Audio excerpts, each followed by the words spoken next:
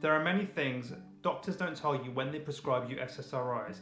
You've probably just walked out the doctor's surgery with a prescription and you're scared and you're worried and you don't know whether you should start taking these tablets or not. I completely understand it's a really scary and daunting time, but in this video I'm going to tell you my top 10 tips that the doctors don't tell you when they prescribe you an antidepressant or an anti-anxiety tablet. Hi guys, welcome back to my channel. If you're new here, welcome. Please hit the subscribe button, and if you like this video, feel free to go back and watch all my previous ones. My name's Rishi. I make content around mental well-being and how to live a positive lifestyle. I'm going to dive straight into this video because there's a lot I want to talk about and I want to make it quick. So if you've watched my previous videos, you know that I've been through my own mental health journey. I've been on medication for the last few years. I'm now off it, but I was talking to a friend recently who just rang me up out of the blue and said, Rish, I've just started this medication, Sertraline. Can you shed some light? Can you help me and give me some tips? So I thought, well, this is the time to make another video to help others who are just about to embark on this journey. We're about to go into winter. It can be a really tough time for people. So I thought I would share my top 10 tips that the doctors don't really tell you, or no medical practitioner really tells you because they might have not been through it themselves, when they prescribe SSRI. So let's dive straight into it. So number one is, I need people to know that this is a long process. You've been given this medication and you're feeling shit, but we think that it's a quick fix. And I want to be completely honest. This is a long process. We're playing the long game here. This isn't a few months where you take it and all of a sudden it's a miracle. You feel much better. You feel mentally stronger, fitter, much more positive. It doesn't work like that. If you're going to start this journey, you need to be committed. It could take 6 to 12 months, even longer, sometimes 24 months, sometimes 5-6 years. I think there is no limit on how long this process is. So you've just got to know before you start that patience is required. You're diving into something that's going to be a part of your life for the foreseeable, and to have patience with it, to know that you're investing in yourself and you're going to put in the time. Anyone who tells you this is a quick fix, feeling better, is lying to you. So just please, if you take anything away from this video, it's just to know that this is going to be for the foreseeable future. Number two, make sure you start slow. So if your doctor is giving you the right advice, they're going to start you off slow. So whether you're going to eventually be on a 50 milligram dose, a 75 or 100 milligram dose, even more maybe, make sure the doctor starts you off on a very low dosage and eases you in. So when I started, my cap was going to be 50 milligrams, but I started on 25 for a week, and then they slowly increased the dose to get me up to 50. So just make sure that when you receive the medication, that you've walked out your doctor's surgery knowing what the plan is for the next couple of weeks, which is how you're going to slowly get to that cap. And so just make sure that you have a plan in place. If they don't give you a plan, I don't advise you to go against what they're saying, but just make sure that you're not just going straight into, let's say it's 100 milligram and you start taking 100 milligram immediately. So speak to your doctor if they haven't said that to you, and just say, I would like to be able to slowly up the dose over a period of time. Another common question is, when is the best time to take my medication? So there is no right or wrong. I think it completely depends on your lifestyle. You might be taking other medication during the day that you would rather group it all together, and that's absolutely fine. I used to take mine at night just because that's when I take all my other medication. It's part of my sort of before going to bed routine. Some people say that it's easier taking at night because you don't feel any side effects and you sleep straight through it. I don't know how true that is. For me, regardless of when I took it, I still had side effects in the early days. So I would just say the most important thing is to take it at a time that you're going to remember. That could be with your breakfast, when you take all your supplements, for example. It could be with your evening meal, when you sit down at the table with a glass of water and you just know that that's a time that you're going to be taking your medication. It could be setting an alarm for the middle of the day where you know that it's on your desk and you're going to be able to take it. But whatever that time of day is, just make sure that it's consistent and it's at a time that's convenient. You don't want to be taking it at 3 o'clock in the afternoon when you know that you're usually in meetings, for example. So I would just say, find a time that works for your lifestyle, that fits into daily life quite seamlessly, and it will be something that you remember. Probably one of the most common things that people worry about is the side effects, which probably only really lasts for the first month. It's not a reason not to start the medication, because we have to go through pain and we have to go through some difficult periods before we get the rewards and the fruits, right? And benefit from the hard work. I would say that you have to give in. You have to ride them out. You have to know that this is part of the process, whatever the side effects are, and those side effects vary for different people. The most common ones are, of course, drowsiness, dry mouth, tiredness, feeling fatigue. There are numerous side effects that people go through. Everyone's different. Everyone's body reacts differently. I would say just know for the first few weeks that this is the time that you're going to have to take a step back from life. You're going to have to maybe call in sick a few days. You're going to have to be slumped on the sofa for a week, and know that this is to get yourself out of this rut. This is an investment. So I would say don't be afraid of the side effects. Understand that they're inevitable and take each day as it comes. Be kind to yourself. Allow the process to take place and really sort of give in and submit to it.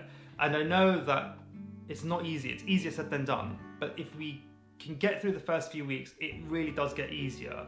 If it doesn't get easier after the first month, then I would advise you go back to your doctor and have a chat with them, because it could be the wrong type of SSRI for you.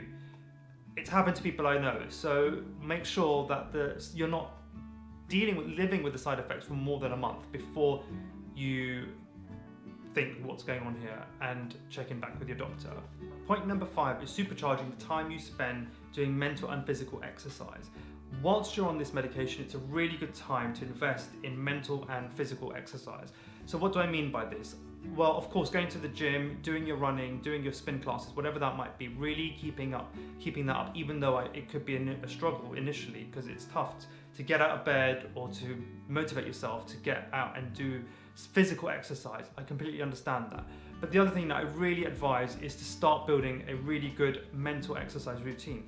So this could be things like journaling, practicing gratitude, meditation, or having a guided meditation walk, getting out with nature, disconnecting. Things that you could do on a daily basis that just make you feel positive, uplifts you, just takes your mind off the mundane. I can't tell you how important this was for the transformation of my mental health. Things like reading positive self-help books, things that you can really relate to. And these are some of the practices that I now continue off the medication, and it really helps keep my mental health at a top level. It keeps me focused. Every time I start to feel a slump, I get back in and do more of that, and it just brings me back up again. And it's such an important part. And this is the time those are the things that are going to help you come off the medication in the future, because you're going to build up that mental stamina that we don't currently possess because of the way we're feeling, and whatever those kind of demons are in our mind that kind of are stopping us from excelling in life. So this medication really helps you keep the anxiety down, keep those bad thoughts down, so we can start supercharging some of the other things that we need to do to strengthen ourselves. I really hope that makes sense, because it's such an important part of this process. Point number 6 is optional, but I would consider taking some natural herbal supplements. So some of the supplements that I take are D3. It really helps me. I mean, we should be taking D3 anyway in the winter because we're not getting enough sun. But I just like to know that I'm getting enough D3 in my body, because it can help with all sorts of things like it's reported that research shows that it helps with depression, but just generally we should be taking D3. So do some research and find out how much D3 you actually need and get some really good quality D3 tablets. The other one I like to take is ashwagandha. It's an adaptogen. It's proven to help with stress and anxiety, and it's just one that I take even today. It's part of my daily sort of routine now. If you don't know what ashwagandha is, I made a video about ashwagandha. Also, there's lots of videos on YouTube, very science-based videos that explain what ashwagandha is. I highly recommend going and doing some research on it. As long as that, there are other supplements I'm sure that can help you boost your mood, make you feel less fatigued. So really think about what other supplements you can incorporate in your day-to-day routine. My next point is talking to friends and family. I know it's not the same for everyone, and it's not as easy to be as open and honest. We're all at sort of different stages, and we all have different types of relationships. So I think it's optional, but I highly recommend you at least talk to one person who you trust, that you can confide in. I think it just helps to know that you've got a support system. I found it really important to talk to a couple of my good friends who knew what I was going through. I was also living with my parents who needed to know that I was going through this journey, and there were going to be moments that I was going to not be myself. I might be in a bad mood, to not take it personally. And it just helped, because if I was having a bad day and I was like taking it on people, they wouldn't really understand why. But if they knew that I was on this journey, I was going through stuff, I was trying to I'm helping myself and sorting myself out, they were much more understanding. And it's just nice to when someone checks in on you and asks how you're getting on, and if you can say it's going great, and if it's not going great, you can have a chat about it. So I highly recommend at least confiding in one person and say, look, I am about to start this journey with medication. This is how I have been feeling. I just wanted you to know because I want to share, and I hope you can support me if I need any help. So if you're in a position to be able to talk to someone, I highly recommend it. So this one is something you probably already know, and if you've done research, it's come up in your research, and that is one of the common side effects, especially in men, is erectile dysfunction and loss of libido.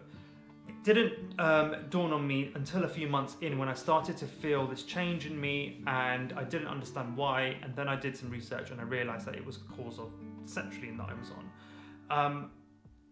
There's not much we can do about this. I think one thing that we need to take comfort in is that it's reversible. So as soon as we stop taking the medication, it reverses, and that we do get our libido back, and we do the ED does stop. So I think it's just taking comfort in knowing that. But what I would advise is, again, to be able to have those conversations with partners, whichever type of relationship you're in, where you might share, your sexual health. It's important to talk to people about that, because I do know stories, I have read stories about, where people have been on medication for several years, and it's really affected their relationships, and obviously their intimate relationships with their partners. So I think it's really important to be able to have those conversations with your partners before you start, so they're on the same page with you. I'm sure if they love and care for you, they want you to also get better as soon as possible. So to have that support is so important. But it's to know that it's reversible and it's common. For me, loss of libido it wasn't the best thing, but at the same time, I was never in the mood to do anything, to express myself in that way, just because that wasn't on the top of my mind. So it didn't impact my life that big. In a big of a way, but it's important to a lot of people. I know that, and it's good to know. So just be aware of that. So let's forward a couple of years. You've been on this medication for 12 months now, 24 months. You're feeling the really great positive impacts of it, I hope. You feel that you want to fly solo now. So what does this mean? You just stop taking it? Absolutely not. I would never advise anyone to go cold turkey. I'm sure the doctor would never advise anyone to go cold turkey. So the thing to do is to contact your GP or the prescribing nurse and say to them, look, you're ready to go solo, you want to come off the medication. You've probably had a couple of sort of review appointments with your GP anyway through this process. You should have, where they've reviewed the medication, and get them to help you figure out a plan to taper off. It's so important that the process to come off is not fast, it's not quick. It took me 6 to 12 months to taper off, very slowly dropping the dose every couple of weeks. Very, very, very small decrease in dosage. So just know that, again, that is a really long process. It's not something that you need to do immediately. Look, I've always said that if I could be on Sertraline for the rest of my life, it wouldn't be a bad thing. But I really wanted to fly solo. I wanted to try going in alone. So it was important for me to try coming off it, but it was never a rushed process. So I highly recommend you find a really good plan to taper off when you decide to come off, and do not rush. My last point is just to say that there is no shame in taking SSRIs. it's daunting because there are a lot of there's a lot of stigma attached to it. There's a lot of negative connotations attached to it. It's seen as something that it's like a last resort, and it's dirty, and we must be going insane if we're having to take these types of medication. And I just want people to know that the fact that you recognize that you need help and you've taken that first step, and maybe you went into the GP surgery not knowing that you were going to come out with this, but it's okay. Like, it changed my life. I've talked about this a lot, and just know that with the right support, do your research, you can really get through this, and it could be a really positive impact on your life. You have to put in the work though. You can't just expect to take the medication and within 6 months you're going to feel better. I really advise people who are about to embark on this journey to know that you have to put in the graft. You've got to put in the work and the effort and really start strengthening your mental health. There are a lot of Facebook groups out that are support groups for people who are going down this journey, and I highly recommend you join some. If you type in Sertraline support group, Sertraline support group, whichever the medication you're on Facebook groups, or living with SSRIs or antidepressants, there are hundreds of groups with huge communities that share tips, advice, and support each other. And I really recommend you join some of those groups, because it can be lonely otherwise. And even though you have loved ones that are there to support you, they're not going through it with you. They don't understand the physical effects of also being on the medication. So, well done for taking this step. If you're watching this video, it's probably because you're either about to take it or you are taking it and you need help. So I hope these tips have helped. I can only share my experience and my journey. As always, please consult your doctor before you make any major changes. I'm sure I've forgotten some things, so if you've got some tips that you'd like to share with others, please put them in the comments section below. I hope you've enjoyed this video. If so, please give it a thumbs up and hit the subscribe button. And thank you for watching. I love making these videos for you guys. I love sharing my experience, and I love talking to you, so drop a comment if you want to chat. Have a great day, and I shall see you in my next one. Thanks, guys.